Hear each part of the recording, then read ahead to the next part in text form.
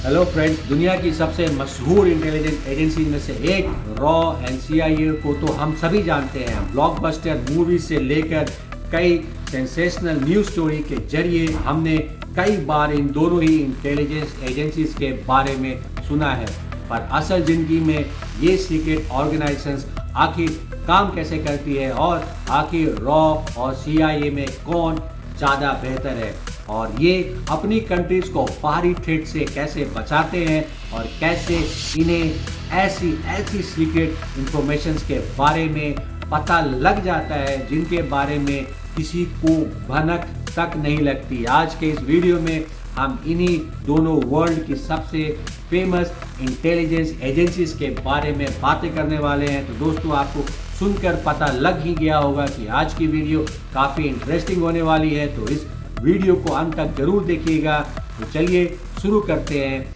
Video की शुरुआत में चीज़ों को अच्छे से समझने के लिए पहले हम जान लेते हैं कि आखिर ये रॉ और सीआईए असल में है क्या। वैसे तो आप सभी ये जानते ही होंगे, पर फिर भी एक थोड़ा छोटा डिटेल एक्सप्लेनेशन ज़रूरी है उनके लिए जो ये नहीं जानते हैं कि रॉ और सीआईए है क्या।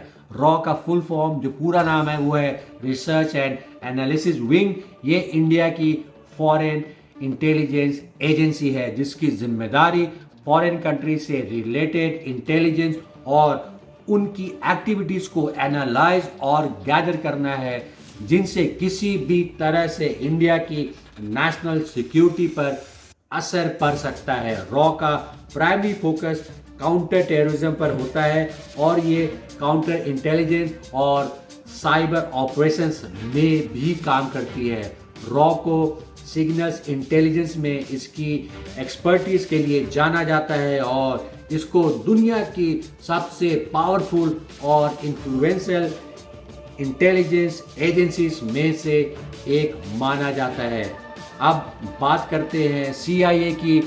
जिस तरह रॉ इंडिया की फॉरेन इंटेलिजेंस एजेंसी है, उसी तरह सीआईए यूएसए यानी कि अमेरिका की फॉरेन इंटेलिजेंस एजेंसी है और इसका भी रॉ के तरह ही सेम ऑब्जेक्टिव फॉरेन कंट्री से रिलेटेड इंटेलिजेंस को इकट्ठा करना और उनको एनालाइज करना है। सीआईए का भी प्राइमरी फोकस काउंटर टेररिज्म ही है, पर यह भी इन चीज़ों के अलावा काउंटर इंटेलिजेंस और साइबर ऑपरेशंस में भी काम करती है। नेशनल इंटेलिजेंस किसी भी कंट्री के इंटरेस्ट को प्रोटेक्ट करने का एक बहुत ही इम्पॉर्टेंट एस्पेक्ट है। इसमें उन इंफॉर्मेशन को कलेक्ट करना, एनालाइज करना जो कि हमारे देश के लिए खतरनाक साबित हो सकती है। बिल्कुल ही आसान नहीं होता और ख़ास करके इंडिया और अमेरिका जैसे कंट्रीज़ के लिए जो कि दुनिया की सबसे बड़ी डेमोक्रेसी में से एक है, इनका महत्व और भी ज़्यादा बढ़ जाता है और इनकी छोटी से छोटी गलतियाँ का असर भी कंट्री की रेपुटेशन पे बहुत बड़ा असर पड़ता है। इसलिए इन्हें अपना काम काफ़ी सावधानी से करना पड़ता है। कई बार आपने न्यूज़ चैनल पर सुना होगा कि कितनी बार तो इन इंटेलिजेंस एजेंसीज ने बड़े बड़े टेररिस्ट अटैक और बॉम्ब ब्लास्ट तक से लोगों को बचाया है और वो ऐसा करने में सिर्फ इसलिए सफल हो जाते हैं क्योंकि इनकी नज़र अपने दुश्मनों द्वारा की जा रही हर छोटी सी छोटी चीज़ पर होती है।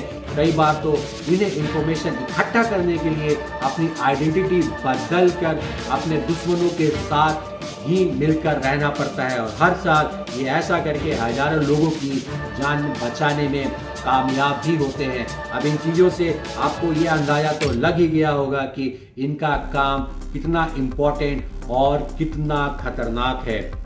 अब ये बात तो हो गई इन दोनों कंट्रीज़ की इंटेलिजेंस एजेंसीज की ऑब्जेक्टिव्स की कि वो क्या क्या करती है और क्यों आखिर इनके काम इतना इम्पोर्टेंट है। तो अब बातें करते हैं इन दोनों ही एजेंसीज की हिस्ट्री एंड फॉर्मेशन की। तो चलिए सबसे पहले हम बात करेंगे हमारे इंडिया रॉ की फॉर्मेशन की। देखिए, रॉ को 1968 में 1965 की इंडो पाक वॉर के बाद फॉर्म किया गया क्योंकि इसी वॉर के बाद पहली बार इंडिया को अपने खुद की एक फॉरेन थ्रेट पर फोकस डिटेक्टिव इंटेलिजेंस एजेंसी की जरूरत महसूस हुई। इस एजेंसी को तत्कालीन उस समय की प्रधानमंत्री इंदिरा गांधी ने स्थापित किया था जो कि इसे एक ऐसी एजेंसी बनाना चाहती थी जो कि दूसरी गवर्नमेंट एजेंसी से अलग अपना काम पूरी इंडिपेंडेंस के साथ कर सके, जिससे ये गवर्नमेंट को टाइमली और बिल्कुल एक्यूरेट इंफॉर्मेशन दे सके। इस एजेंसी को यूएस और ब्रिटिश इंटेलिजेंस एजेंसी की तरह मॉडल किया गया था।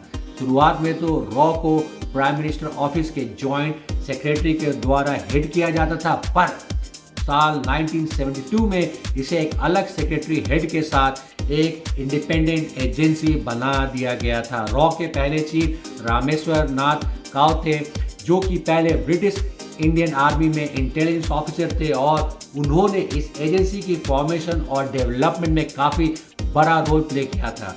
इनकी लीडरशिप में रॉ एक हाईली कैपेबल और वर्ल्ड की सबसे बड़ी सीक्रेट और पावरफुल एजेंसीज में से एक बन गई थी। अब बात करते हैं अमेरिका के CIA के फॉर्मेशन के बारे में। CIA को 1947 में सेकेंड वर्ल्ड वॉर के ख़त्म होने के बाद और कोल्ड वॉर की शुरुआत में स्थापित किया गया था। इस एजेंसी को यूएस के नेशनल सिक्योरिटी एक्ट ऑफ 1947 ने बनाया था, जिसने United states departments of defence और CIA दोनों की ही नींव रखी थी। उस वक्त शुरुआत में CIA का मेन फोकस सोवियत यूनियन और उसके एलाइज से रिलेटेड इंटेलिजेंस को इकट्ठा करना था।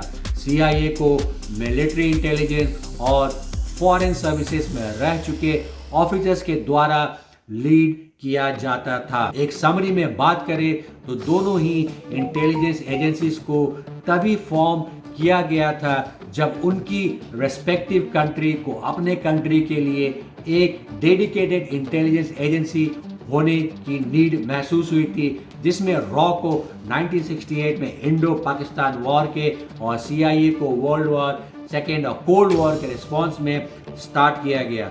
और तभी से दोनों ही कंट्रीज की इंटेलिजेंस एजेंसीज ने अपनी अपनी कंट्री की नेशनल सिक्योरिटी को बनाए रखने में बहुत बड़ा रोल प्ले किया है। इंटेलिजेंस गैदरिंग एंड एनालिसिस, रॉ और CIA दोनों ही signals intelligence and open source intelligence OSINT का इस्तेमाल इंटेलिजेंस इकट्ठा करने के लिए करती है। ह्यूमन इंटेलिजेंस में ये एजेंसीज कुछ ऐसे एजेंट्स को रिक्रूट करती है जो कि इनके लिए इंटेलिजेंस गैदर करने का काम करते हैं। वहीं सिग्नल इंटेलिजेंस में ये एजेंसी कम्युनिकेशन जैसे कि कॉल्स, फोन्स, मैसेजेस और दूसरे तरह की इलेक्ट्रॉनिक कम्युनिकेशन को इंटरसेप्ट करके फिर उनको एनालाइज करके उनसे इंफॉर्मेशन निकालने का काम करती हैं। और वहीं ओपन सोर्स इंटेलिजेंस में ये पब्लिकली अवेलेबल सोर्सेज से जैसे कि न्यूज़पेपर, मैगजीन, सोशल मीडिया के जरिए इंटेलिजेंस कहें या फिर इंफॉर्मेशन को इकट्ठा करती है। फिर इनके एनालिस्ट इस इंफॉर्मेशन का इस्तेमाल इंटेलिजेंस असेसमेंट डेवलप करने के लिए करते हैं, जिनको फिर गवर्नमेंट के पास आगे के एक्शन के लिए भेजा जाता है, जिसमें prime minister, national security council और दूसरे गवर्नमेंट ऑफिशियल्स को ब्रीफ करना भी शामिल होता है। ये इंटेलिजेंस एजेंसी इंफॉर्मेशन निकालने के लिए अपनी ही कंट्री की दूसरी इंटेलिजेंस एजेंसी जैसे कि रॉ इंटेलिजेंस ब्यूरो यानी IB और NTRO यानी नेशनल टेक्निकल रिसर्च ऑर्गेनाइजेशन और CIA अपनी कंट्री की नेशनल सिक्योरिटी एजेंसी NSA और फेडरल ब्यूरो ऑफ इन्वेस्टिगेशन यानी FBI के साथ काम करती है। तो दोस्तों, रॉ वर्सेस CIA कौन बेहतर है? Who is better? आप फाइनल बात करते हैं आखिर रॉ और CIA में कौन सी एजेंसी ज़्यादा बेटर है। हालांकि इन दोनों ही एजेंसी में से किसी एक को बेटर कहना सही नहीं होगा, लेकिन इन दोनों ही एजेंसीज की अपनी अपनी अलग अलग स्पेशलिटी, स्ट्रेंथ्स और कैपेबिलिटीज़ है और इनके बजट में भी काफ़ी ज़्यादा फर्क है। पर फिर भी हम आपके लिए इन चीज़ों को और अच्छे से समझने के लिए इन दोनों ही एजेंसीज के बीच सक्सेस रेट, टेक्नोलॉजिकल एडवांसमेंट और कुछ दूसरे एस्पेक्ट्स पर बेस्ट एट डाटा इकट्ठा किया है, जिससे आपको इनकी पावर और स्ट्रेंथ का काफ़ी अंदाज़ा हो जाएगा। रॉ एंड CIA दोनों ही एजेंसी अपने इंटेलिजेंस ऑपरेशंस में टेक्नोलॉजी का काफ़ी यूज़ करती है। इन दोनों ही एजेंसीज के पास अपने ड्रोन, साइबर इंटेलिजेंस सिस्टम और एडवांस सर्विलेंस सिस्टम है। जो कि इन्हें इंटेलिजेंस इकट्ठा करने में हेल्प करता है। पर CIA का बजट रॉ से कहीं ज़्यादा है और ये नई टेक्नोलॉजी जैसे कि फेशियल रिकॉग्निशन सॉफ्टवेयर और बायोमेट्रिक स्कैनिंग सिस्टम जैसे कि टेक्नोलॉजीज़ को डेवलप करने में रॉ से काफ़ी आगे है, जो कि CIA को रॉ के ऊपर एक बड़ा टेक्नोलॉजिकल एडवांटेज देता है। देखिए, CIA एंड रॉ दोनों का ही सक्सेस रेट कंपेयर करना काफ़ी डिफिकल्ट है, क्योंकि दोनों ही एजेंसी के ऑपरेशंस में बहुत ज़्यादा फर्क है। जहां CIA ग्लोबल लेवल पे हर जगह फैली हुई है, वहीं रॉ इंडिया उसके आसपास के कुछ रीजन्स में काम करती है, जिससे इन दोनों का ही ऑपरेशनल स्केल में बड़ा अंतर जाता है। पर ये दोनों ही एजेंसीज अपने सभी ऑपरेशंस में हमेशा सक्सेसफुल रही है और हमेशा अपनी कंट्रीज और नेशनल सिक्योरिटीज़ को फॉरेन थ्रेट से प्रोटेक्ट करने में सक्सेसफुल रही है। फिर चाहे वो टेररिस्ट अटैक्स को रोकना रहा हो या फिर फॉरेन कंट्रीज़ के इंटेलिजेंस इकट्ठा करना, जिससे इन दोनों ही एजेंसीज का सक्सेस रेट काफ़ी अच्छा है। रॉ और CIA दोनों का ही ट्रैक रिकॉर्ड काफ़ी अच्छा रहा है।